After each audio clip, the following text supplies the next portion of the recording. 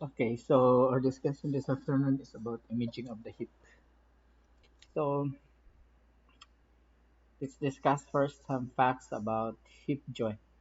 Okay, so usually in newborns, there are a lot of problems that happens on the hip joint. Of course, there is only uh, usually the problem of the hip joint happens in newborn if they are born outside of breech or footling. But in normal labor, usually there's no problem with uh, the hip joint, no? Usually the head comes out, then the hand. Usually the problem happens now there is in the shoulder girdle also. Usually children happens suffer from what we call clumpies and uh, Duchenne, no? Okay, so upper arm and lower arm paralysis. So, well, for footling and bridge delivery, so usually this hip pathologies happens, no? So you have your developmental hip dysplasia, which covers the range of hip instability and even up to dislocation. So usually one out of 100 births present with hip dislocation and one of 1,000 no, with dislocation. So usually 1 is to 100 subluxation. When you say sublux, it is not dislocated but only there's a joint laxity. 1 is to 1,000, usually that's already dislocated. So of course, sa naman siya, you can easily reduce it using your ortolani maneuver. You can return the hip, dislocated hip to the its position. Okay. Then for children, you have referred pain sa knee and thigh. Okay, so usually this referred pain for the knee and thigh needs to be addressed, no? Because sometimes it entails you that there is problem on the hip area. Okay, such as transient synovitis, inflammation of the synovium, leg calvi-Pertis disease, or disease flattening of the head of the femur secondary to um, necrosis, lack of blood supply dito sa head because the ligamentum teres was damaged, or, or the artery that supplies the head of the femur. Okay, the next one, we have juvenile rheumatoid arthritis. Okay, so usually happens in 7 to 12 years old for girls. And septic arthritis, which is infection of the bursa, the jet bursa or bone, no? So usually sa mga bata na to because of they are so very active and they do not know yet what they are doing. So usually they get injured, and once they injured, that's the time that they will complain, no? It's usually mga toddler, no? Because toddler, because of their innocence, they do tumbling, they do whatever. So usually this problem happens. Then you have your teenagers. In teenagers, because of their activity also, okay, so you have your slip femoral capital epiphysis. So which is very common sa mga no, adolescent. So usually during their growth spurt, wherein there's weakness of uh, the neck of the femur.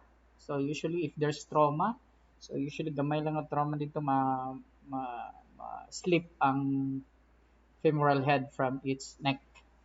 So then you have your snapping hip syndrome because of lax ang or maybe na problema niya dito sa hip joint. So might be na misalign or na disalignment sa iyang hip joint. So that would results to um, tightening of the iliotibial band. And then when they move, especially when it is towards a flexion, it will result to snapping of your uh,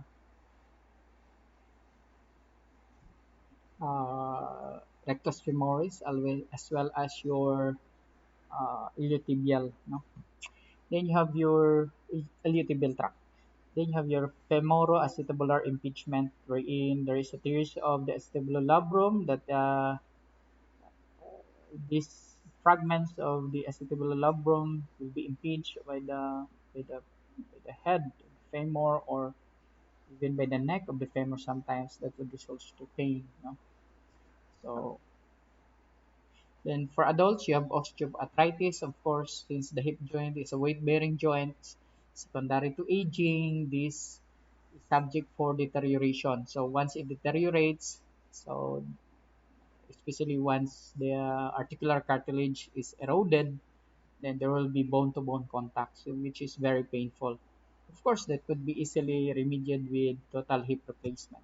Then you have your osteoporosis. Osteoporosis, this is uh, a sequelae of hormonal imbalance in the body, which is very common in menopausal women or postmenopausal women, wherein because of lack of their estrogen and progesterone hormone, they tend not to absorb also calcium in their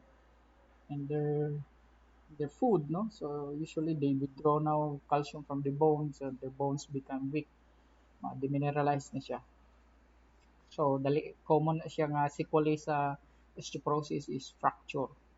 So secondary to fall, no? So usually ma-fracture dito pag yun sa femoral neck or sometimes dira sa shaft sa femur. So imaging of choice, so you have basically the gold standard for imaging of the hip joint, especially since it involves the bone, is radiograph, followed by computed tomography.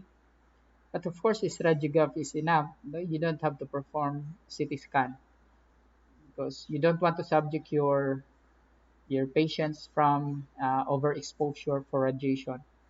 So then you have your MRI, then MSUS or musculoskeletal ultrasound. Okay.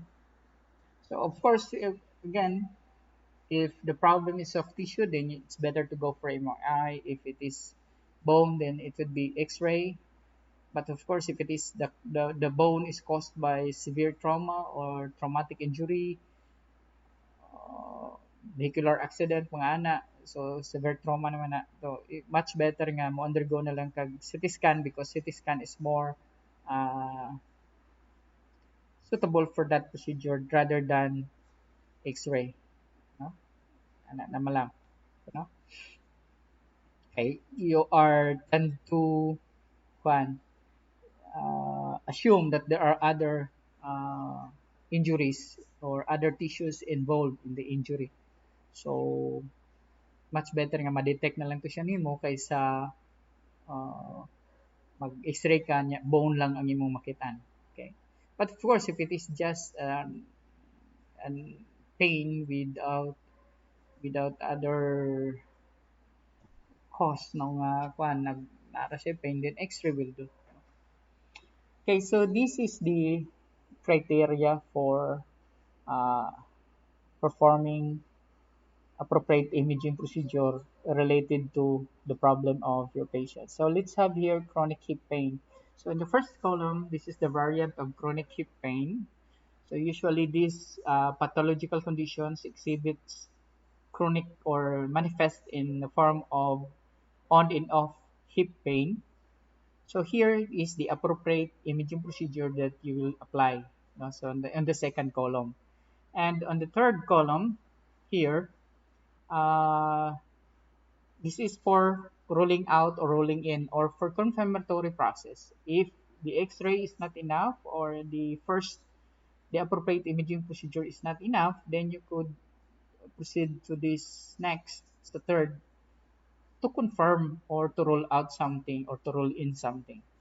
Here on the fourth column, this is already inappropriate imaging procedure. So you need to stop, no, the reply psychiatry, stop na ka pag abot sa 4 dili na gani sila pwede. Okay? So here we have here chronic hip pain, then we have a vascular necrosis, the same siya. So you see in a vascular necrosis, X-ray is already good. Again, because necrosis of sa man siya sa head sa femur, so makita na din siya. Then you have here uh, kung severe na gyud, that's the time na nanay mga other structure involved, so that's the time that you go to MRI, especially if involved is tabulum na. Then you have here for stress fracture, no? So ana siya. So these are the different types of hip fracture. So these are the appropriate imaging procedure. Kanisa to mo dili na.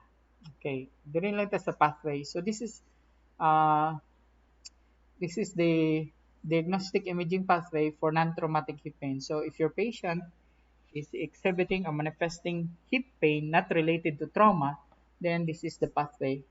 When you say pathway, this is what are you going to do, where you are going to refer your patient, or what are you going to perform for your patient. So let's take for example now. Uh, so when you see here, initial conservative treatment is appropriate. So kung appropriate naman siya, kung na siya hip pain, you think ang conservative management na lang siya, dili na siya kinahanglan for surgery, no immobilization, then you just perform the treatment, then but before you perform the treatment, you need to perform radiography of affected joints. So you need to look at the joints. No? So inana. So if the cause of pain is found, then you need to further investigate it. If it is a maybe uh, it is degeneration, or it is caused by trauma, or is it caused by infection, so you need to check, no? So if it is an infection, so there is an inflammation, no? So maybe if there's an inflammation, then it could be managed using conservative management for inflammation, medications, PT, or what. Kung severe, then you could refer it um, to the doctor, which is appropriate for that condition. So if it is bone, then you refer it for orthopedic surgeon, or you could refer it to uh, rheumatologist if it is an arthritis. No? Okay, so but if you cannot determine what is the cause of pain, then you need to further investigate it. When you are going to further investigate it, then you need to have an imaging procedure. Another imaging procedure should be here, just to confirm if it is fracture, if it is bone metastasis, or if it is a suspected infection. So maybe you could do MRI, CT scan, but for me, MRI is already here, no? Diri na lang. Mag-MRI na lang ka. Kay again, fracture, metastasis, ay kay isa na lang siya ba? One time na lang siya. You can check for metastatic, kay soft tissue man ang involved na, no? Kung bone siya, makita naman gyapon nimo. Suspected infection, so if it involve arthritis, osteomyelitis, then makita na siya nimo. Then you have here for suspected hip fracture. So if you're once you see the patient and you suspect that this is a deformity, this is shortening, there is rotation, there is other form angulation of the hip joint, then suspect you can that is it's either dislocation or it is a fracture. So if that's so, then radiograph. Kung fracture, ma-confirm nimo through radiograph it is fracture, then proceed to the management for fracture. Sa man siya, siyempre immobilization kay fracture man. Then you apply your PT management for other kuan. So prevent deconditioning, masuludan na siya din. So if no fracture is seen, yeah, still you have suspicion that it is fracture, but you cannot see it. Then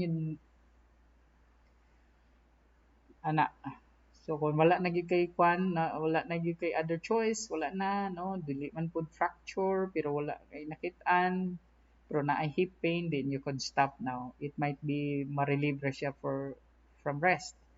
But to confirm or to make you a peace, then you could also advise now for another set of imaging, no? Maybe soft tissue ang involved base impeachment ni, no? So inana siya, or base uh, other laboratories, no, nga kinahanglan nako.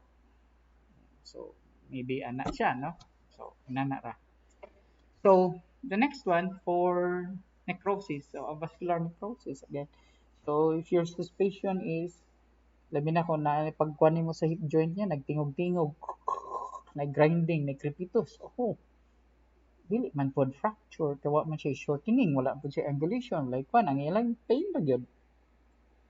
So, unsa may imong suspicion, so it might be a necrosis dito, no, na nag-crepitus na. So, kung mag-necrosis mo na siya, so probably, na-erode na to. So, pag ananay mo, may yun siya, lamurag na may balas nga nagatingog sa sulod siya. Although, inaudible pa siya sa imo, but for the patient, ma-feel niya, then, uy, okay, so, radiograph. So, you could see normal or non-specific changes there. Then, uy, normal man. Wala may kung problema. So, it might be nga, si problema sa other pa. So, dili siya necrosis. So, you can stop. No? Low clinical suspicion. But if you have still higher clinical suspicion, it is a necrosis, then you could proceed for another imaging procedure to confirm. No? Siya makita sa radiograph dito. Kaya usually sa X-ray, di man siya maklaro kung na erosion na sa head. No? Na siya, natunaw na siya dito ang head sa femur. So, mag-perform kag MRI or bone scan. No? But if it is from radiograph, you could easily know that there is already a destruction of the head of the femur, then positive of a vascular necrosis, then you apply appropriate treatment. No? So, pwede ka nga surgery, pwede po ka magbutang og orthosis, so support niya para di siya mabugatan, para dili siya mag severe o mag-progress ang imong necrosis. No? So, inana. Then you have your stress fracture. So, since it is fracture, radiograph, pero kung image siya, wala man kay makita dito, then you could stop. Or usually hairline fracture, di magina siya easily detected. So maybe you could delay the imaging, follow-up imaging procedure for several months. Then later on, ahead na ka mag-imaging. No? Kapag kita na gid mo dito. But of course, you have to tell your patients to be careful. No? Base niya kay, dili man ni, magsige na lang ko, base niya complete fracture na dito. So, or you could proceed to early imaging procedure because it might be uh, other problems pa ang nagitabo aside sa stress fracture. So, it might be other conditions ang present niya. Why nga na ay pain yapon dito sa hip or sa niya. But if it is confirmed by the radiograph nga na siya stress fracture, then treat it. No? So, inana lang siya. So, we have routine radiographic evaluation. So, it is used to evaluate hip, identify excluded anatomic abnormalities or disease process. So radiograph is always the first imaging study performed in diagnostic investigation, especially involving bones. No, so usually the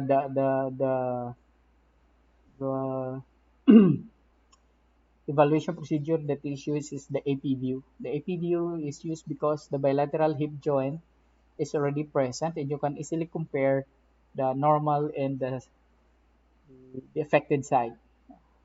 So AP lang is enough na. Kung mo require, if ever mo require og lateral, then you have your frog leg lateral positions wherein the the hip is slightly flexed and abducted, no? As to show na makitaan ang complete image sa head sa femur as well as the shaft, no, sa femur, and also the acetabulum and the pelvis. So So the unilateral hip radiographic examination is ordered when the hip or proximal femur is the area of interest. So usually if your interest is in the proximal and the hip, proximal femur, then you have your hip radiographic examination, especially if it is centered on the femoral neck. So basic alignment, so you need to consider this one, basic alignment. So you have your ABC, alignment, bone density, cartilage, and soft tissues. So those are the areas that needs to be evaluated. So, uh, So trauma to the pelvis is divided into two, high and low energy injuries. So low energy, uh, it might be evaluated by routine projections such as the AP and the lateral. So if it is high energy, dyscrasias motor or sakyanan, then you need to, instead of performing X-ray, CT scan na siya diretso. No? So this is the classic radiograph image of the hip joint. So how you have here the hip joint. So you need to assess for the symmetry. So when you say symmetry, pareha ba ang pikas o pikas nga side? Then articular surface, you need to look at the surface of the head of the femur and the acetabulum, and as well as your symphysis pubis. Then tanawa ang ball and socket, no, ang articulation niya. Okay ba na? Circular pa ba? Spherical pa ba ang shape sa head, sa femur? As well as the shape of the acetabulum. Okay? Then the landmarks of the acetabulum, the acetabular roof, the anterior rim kani, and your alveopubic iliopectineal line. So kana siya diri. No, kani gikan diri ana siya, the skeleton lines, no, gikan diri paana, no, ana siya dira. So align ba na siya? Because you are going also to take note if your angle, the neck shaft angle of the femur increase or decreases, no. So if it is pareha na siya sa tikas, remember na ano siya ginatawag coxabala, valga and coxabara, diba, sa hip. So it might be a deformity lang.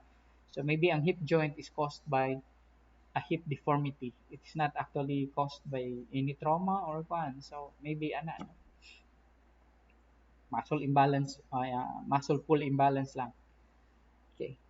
So here we have here, so tanawin mo ang shape sa ball and socket. It's still circular. No? Ang imong trochanter, ang lesser, ang greater, ang neck, the density, kana. So this is the cortical. Tanawin mo ni pati ni, no? Tanawin mo na siya. So these are your cancellous man na, no? Kay kani siya cortical man na siya nga bone. Tanawin mo na siya, margin ko na abnormality, because if there's an abnormality, you could easily see that, no? Spatial relationship, no? So anak na siya makita na ninyo. Then you have here the lateral view, frog leg. So here it's very good in assessing the acetabulum as well as the neck of the femur and the head. So anak makita na ninyo siya. No? Katong mga area nga imong gipang tan-aw na. And also the lesser trochanter. So here, ang common magana sa lesser trochanter is the avulsion, fracture or tear drop, no? Kasi kanina ano siya. Then na silhouette, might be just normal. So basic MRI. So you see the indications for MRI of the pelvis. You see there the conditions. Most of these conditions involves soft tissue injury. Wala siya bone, di ba? Except for that osteonecrosis of the femoral head, which is ang iyang pamagana na problema is ang blood supply niya, no? The ligamentum teres. So MRI protocol refers to a combination of sequence performed during MRI procedure. So there's no absolute sequences for MRI. So but basically, if you're going to have anatomical study of the hip, then you perform T1. But if you want to detect for the fluid present in the joint, then or in the areas, then you have to undergo T2. Because in T2, you would easily the fluid because it is bright white appearance. No? Pero sa T1, di kayo mo siya ma-appreciate because dark man ang yung color. So, inana. So, you have here the take 1 sequence and T2. So, define anatomy and detect abnormal fluid, which is a sign of pathology. Manang ingon ko T2 ang gamiton. So, kung anatomical study, T1. But if it is to evaluate if it is pathological or not, then you use T2 because ma-detect nimo ang presence of fluid. The presence of fluid indicates that there is a underlying pathology in that area, especially if it is too much. Naman ko na fluid sa joint, pero kung sobra-sobra na, then that's already a problem. So here, we have here an MRI. So makita nimo siya, this is an axial view. So sa head sa femur, okay? So that is the bladder. Kung kita nimo, full na siya sa fluid, no? Kahit puti, T2 man na siya nga sequence. So diri tanawan ninyo, wala itong, no? So here ang head, then kani that is synovial fluid. So this is the head. So this is the axial oblique. So makita nimo. Okay, normal. So this is the anterior, this is the posterior, this is the gluteus maximus. So ana. So neck, wala may fracture, wala disruption sa iyang anatomy. So okay ra. So here, makita nimo ni siya sa with the axial view, you can see if it is retroverted or antiverted ang iyahang position sa iyahang hip. Now, when you say retro, dito pasulod no ang iyahang kaning is slightly forward na siya dira. Okay. Kung anti, dislocatable na siya, no? Slightly nagagawas ni. But actually class, ang position na niya, kana siya kung ang pag-perform sa x-ray is gahigda. So easily makita nimo na siya. But if it is standing, no? Nag-stand siya, makompensate magunang muscle because the tendency of the muscle when you stand is to avoid dislocation of the hip. So the muscle will tend to rotate that. So di kayo siya nimo ma-detect. So that's why ang pag-perform sa axial view ani sa CT scan nakahigda mo din siya. So makita nimo na kung retro or antiverted siya. So kung nag-stand ka, mag-compensate man na siya good, no? Ano nga. Okay, so here this is your T1 sequence of the fancy. So here this is the area that you need to identify. So symmetry, sphericity of the femoral head, no? Yang kalingin, superior aspect of the acetobulum, the cartilage. You are going to look at it here. If there is an erosion, anterior muscles, so you need to view for the iliopsoas. Whereas this is the iliopsoas. This is your rectus femoris, ano, sartorius, rectus, then your intermedius. This is the hamstring. This is the gluteus, maximus, medius. This is fat pads. So, inana siya. So, imo na siyang i-assess, no? Tanawan nimo i-check. So, this is now the coronal view. So, you could easily see now the femur, no, the greater trunk, no, so the shaft, the muscles. So, makita nimo siya. Here, makikita na nimo ang imuhang adductors. You could also see the abductors kay since it is cut on this area. So, makita nimo ang part sa gluteus medius o part sa gluteus maximus. So, inana siya. So this is a herp arthrogram MRI.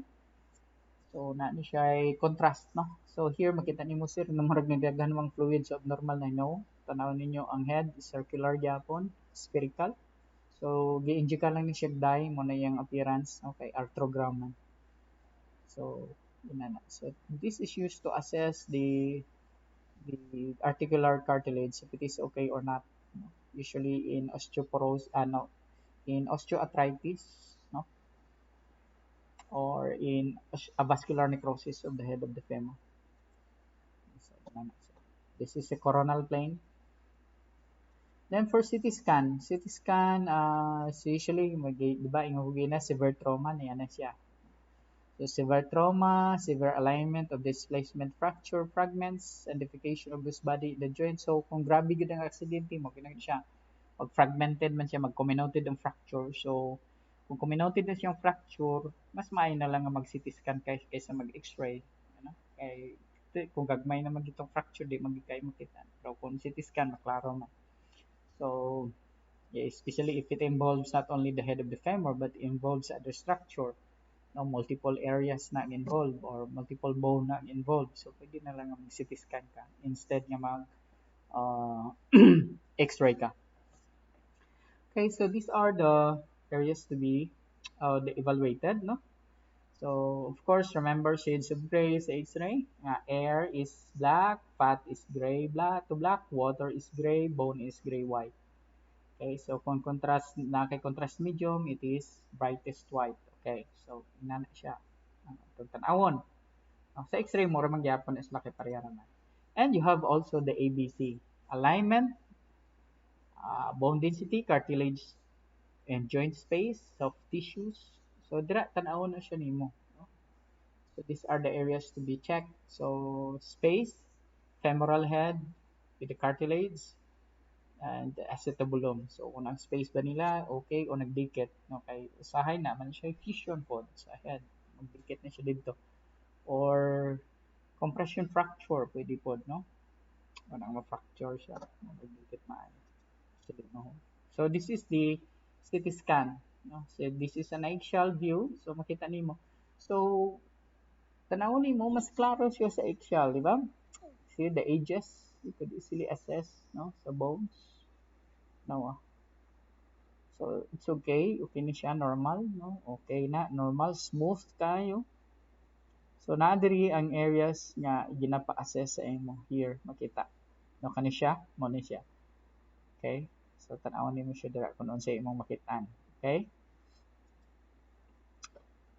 So these are the structures to be identified. Makita nimo siya. So this is a coronal view, coronal cut. So ana. So this is the pubis area. Although this is the bladder. This is the ilium. So symmetry, parihara, although elevated ng pika, so it might be positioning lang na. But at the hip, okay, the cortical bone, how about the spongy, it's okay, the problema, okay. So inana. So this is CT arthrography. So makita na. So okay, normal. Now let's go to what does it look like to have a pathologist. Here, we have here Legg-Calvé-Perthes disease, flattening of the head. Look at the head. So, kani bata pa ni. So, frog leg lateral view. So, makita nimo ang iyahang femoral head nga nag so kana lingin dira o tanawan niyo flat, ba? 7-year-old boy. So, normal na nga naikuan kay 7-year-old pa man. Okay. So, necrosis na siya. So, usually, synovitis, inflammation, this will be kuan siya sa pain, no? Dull. So, maroon na siya, dull pain siya kay laluman, no? But it's usually, it radiates siya dito sa leg. So, ang tendency, mag-limp na siya. Okay? So, here, you have slip capital epiphysis. Tanawan ninyo. This is the femur, the neck. Ang capital niya, ang cartilage. Nabilin dira sa sulod sa bulong niya, natanggal siya. So, this is very common complication of the dislocation of the hip joint. Ilhanin mo siya. So, kung natindog ni siya, na siya shortening sa leg. No? Mubo ni. Taas ni siyang pikas. Kaya birahon man siya sa muscles po. So of course, ang management na raw, butangan na siya glansang screw. Then, of course, masulod ng PT, conditioning exercises, muscle setting, strengthening of the distal, then, sa padra, mga exercise na applicable. So, femoral stress fracture. So, makita nato siya, niara siya diri sa anatomical neck. No, kana siya draw. No, kana, nagputi. So this is a MRI, makita niyo siya na siya ay accumulation sa fluid drop. So edema. So again, kay although dili siya complete, incomplete man na, so pwede na siya, so may pigo lang na siguro ni siya. 20-year-old female runner. So stress, sobrahan ka sa repetitive movement. No? So inana ang appearance. So here we have osteoarthritis. So you need to assess the cartilage as well as the surface of the labrum. Here makita nimo na siya calcifications, no? So by continuous repair and resorption of the gun. So tanawa ang joint space, cartilage, dikit na siya. So you can easily replace ang imong acetobulum i-replace na sa titanium as well as the head. So inani ra siya. Sige putol. So, robot. So a vascular necrosis. So you see this is the normal hip joint. This is a CT scan. CT scan. IMRI T1. So this is the normal. This is the abnormal. You see eroded na ang iyang head sa femur. So kung butangan niya bugat, painful kay na siya. Okay, so we have here impeachment. Okay, so kana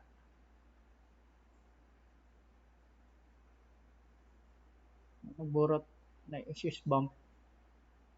So mo na siya naka-impinge. Na siya sa neck. So ang muscles nga magkwandra na tendency usually when you go abduction.